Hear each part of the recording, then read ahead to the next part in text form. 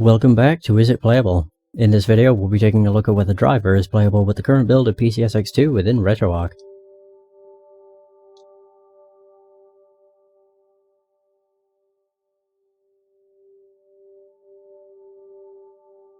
Had a bit of a false start before this, because I tried to play the game and it came up with failed to load content because I had the wrong video driver selected. Oops.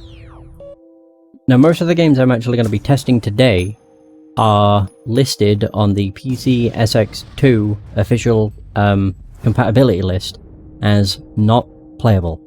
So like, they are listed as in-game and below, and I think it's pretty accurate. Yeah, because Driv3r is listed as having some severe graphical issues. So much so that you can't play the game.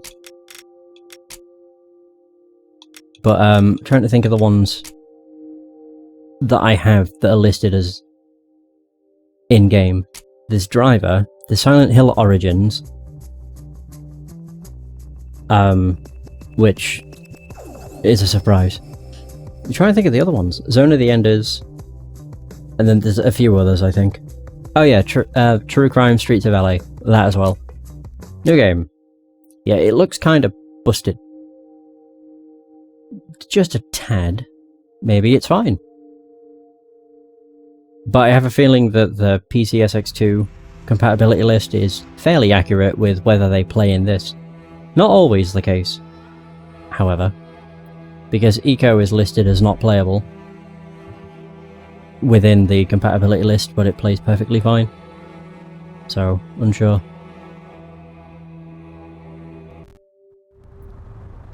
Police HQ.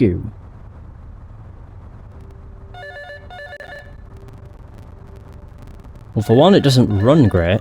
Please leave your message after the tone. Sir, you're cleared for the range. You said It doesn't run great. Oh no, the textures actually do load. It just runs terribly. Oh, it's kind of like Sly Cooper, where if I look outside, the game slows to a crawl, but if I look inside, it's fine.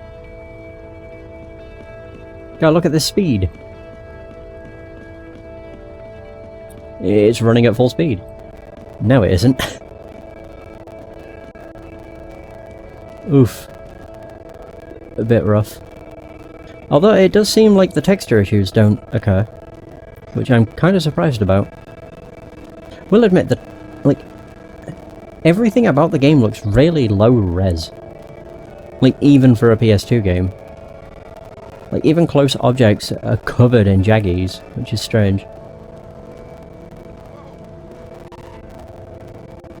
Oh, whoops. Hey, a car. Oh. Oh god, this. What have I done? That is the wrong button. How do I get in the car? L1. There we go. He got a gun! Wow, look at me in my multicolored glitchy car. Well, as the car's accelerating, the game is actively speeding up. That's bizarre. Whoa, god. Swung right around. Yeah, well, I think we have an answer. And that, surprisingly, what is listed on the PCSX2 compatibility list is not entirely accurate because the textures and everything are not perfect. They're not even really good. But they aren't as messed up as they are within PCSX2, so that's positive. The downside is the game is not playable because it runs in slow motion, basically. Well, that's a damn shame.